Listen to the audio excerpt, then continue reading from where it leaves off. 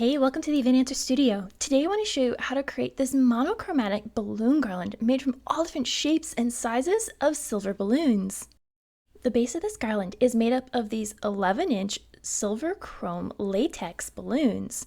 Now I'll be inflating 24 of these and tying them together into clusters of 6. I'm going to inflate these 2 at a time until they're almost their full size, and then I'll let a little bit of air out so these balloons are anywhere between 8 and 10 inches in size. Then I'm going to press them down against the table to make them nice and round before tying them together into a pair by wrapping the nozzles around twice and tying them together into a simple knot. Once I've inflated all of my chrome silver balloons and tied them into pairs, we can now join them together into clusters. So take 2 of those pairs, overlap them so that the nozzles touch in the center, and then twist 1 balloon from each of those pairs around each other, locking them into a quad. Nestle a 3rd pair right against the nozzles of those first 2, and then take 1 of the balloons from that new pair and twist it around one of the balloons that's already in the quad, and this will create our cluster of 6. In total, I made 4 of these for today's garland. Next, I'm going to create some custom stuffed confetti balloons using this silver leaf confetti and a couple 11-inch clear balloons. Now you can always purchase pre-stuffed confetti balloons, but you may not find one in the color and shape that you like, so I'll be using this spreader tool to help me stuff my clear balloons with the confetti that fits my theme perfectly. Slide the nozzle of the balloon onto the prongs of the spreader tool and then gather the balloon up so that the prongs are actually into the body of the balloon and not just the nozzle. This will allow us to put the confetti directly into the body of the balloon and it won't get caught in the nozzle when we're trying to tie it later. So go ahead and open the balloon all the way up and then you can just pour your confetti straight into the latex balloon without needing a funnel. Be generous in the amount of confetti you add to the latex balloon. We want to get ample coverage on the inside of this balloon once it's fully inflated, so I've filled my deflated balloon about halfway with this flake confetti. If in doubt, you could always inflate this balloon to see what it'd look like and adjust from there. Now I'm going to be using my electric balloon inflator, but I don't want this confetti to get down into the pump, so I'm going to put the nozzle over my balloon inflator, but make sure the body of the balloon is off to the side until I'm ready to start inflating it. The key here is to quickly remove the balloon once you're done inflating it so the confetti does not have a chance to settle back down through the nozzle and fall onto your pump. Once you've got it to the right size, let a tiny bit of air out and then press it down against the table, making it nice and round before tying the nozzle off into a knot. At this point, the confetti inside the balloon has probably settled on one side, but we want to spread it all the way around so we get that shiny look from all angles. To do that, I'm going to rub the balloon back and forth to add static electricity. Then rotate the balloon around so that the confetti evenly distributes around the inside, and that static electricity will keep it in place. Another method is to add a pump of high float into the balloon before you add the confetti, and that would also make it stick to the walls of the inside of the balloon. You're just going to make sure your confetti is not paper-based if you want to use that method. Next, I'm going to inflate an assortment of silver mylar balloons. These range in different sizes and shapes to give our balloon garland texture and interest. Now the smaller balloons I'll be inflating with my hand pump, and the larger ones I'll fill with my electric balloon inflator to speed up the process. When choosing what mylar balloons you want to use, you can always pick a theme, like say you want to do all stars. You could focus in on larger shapes or all smaller shapes. The important thing is the more shape diversity you have, the more interesting the garland will look. Because everything is the same color, we really have to embrace shape, texture, and size to bring focal points to our garland. If you're interested in having any of these mylar balloons for your own garland, I'll have everything I used in today's project linked in the description box below.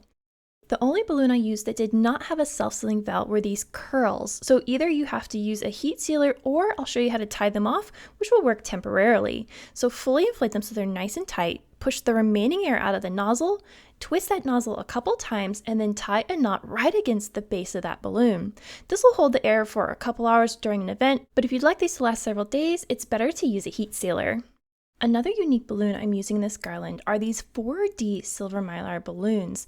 Now these are a little different because we want to completely stretch out the mylar so all the seams do not have any crinkles on them. If you stop right here, you'll only end up with this squarish orb. You have to keep adding air into it until all those seams are nice and smooth. Now the balloon will feel really tight like it's about to pop, but that's why I use my hand pump to inflate these balloons so I can sneak up on the perfect inflation.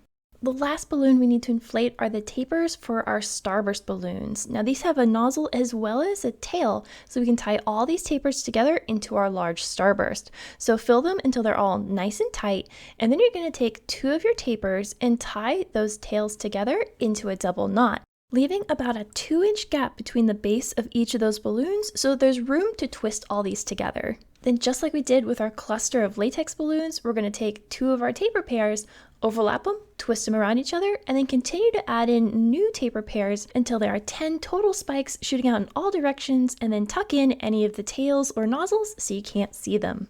Now it's time to bring all these balloons together into a gorgeous garland, and I'll be assembling this on a backdrop stand and tying everything together with these silver 260 balloons. The first section of my balloon garland are these chrome silver clusters, and I'm just going to tie the end of my 260 to one of the nozzles in that cluster, and then I'll reuse the remaining 260 tail to tie on my next set of balloons, which are these gigantic tapers that I'm tying into pairs and then twisting together into a starburst of 6 of these. So I have this gigantic loose star that I'm going to set right on top of those latex balloons, and then press the whole thing back up against the backdrop and arrange the points of those tapers so that they face outwards and towards the sides. Once I'm happy with its placement, I'm going to take that 260 tail that was tied to the latex balloons, wrap it in a figure 8 pattern a couple times around those tapers so that they're nice and secure, and then I'm going to tie the whole thing to the side pole of my backdrop stand. Instead of tying the garland together with one long string, I'm going to use this side pole as the backbone for my garland. So all the pieces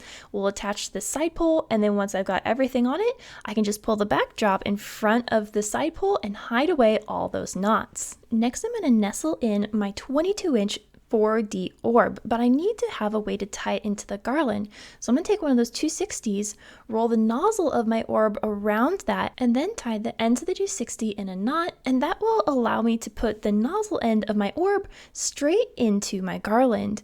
Now I want to nestle this right down in the center of those tapers and tie it in place so it lays right on top. Now this is a bit of a slower method to create a balloon garland. If you wanted this to go a lot faster, you could first make an entire garland out of just those latex chrome balloons as the main body of the garland, and then accent it with the mylar balloons on top of it. But for today's setup, I really wanted those mylar balloons to be an integral part of the garland and be nestled really tight towards the center of that garland and not just sitting on top.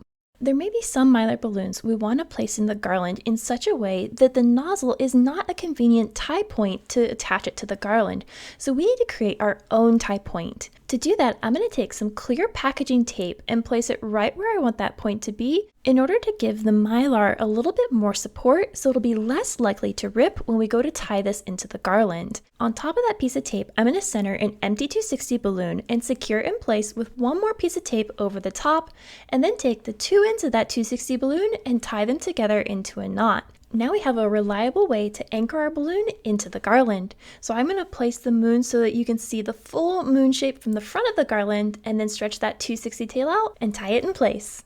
I added a couple more balloons so that the garland looked nice and full, and then anywhere I had gaps between some of my balloons, I took these foil mylar sheets that you find in the gift wrap section, the same sheets that I made this other backdrop out of, and I'm going to fluff them up just like you would tissue paper into a gift bag. So grab them right in the center, give it a quick shake, fluff it up, and then nestle these right in between the balloons to give a little bit more texture and visual interest where before there had just been a hole. And now this silver stunner is ready for a party. If you'd like to learn how to make the silver backdrop panel that goes along with today's balloon garland, you can check out the video right over here. So until the next time, remember, stay creative, everybody!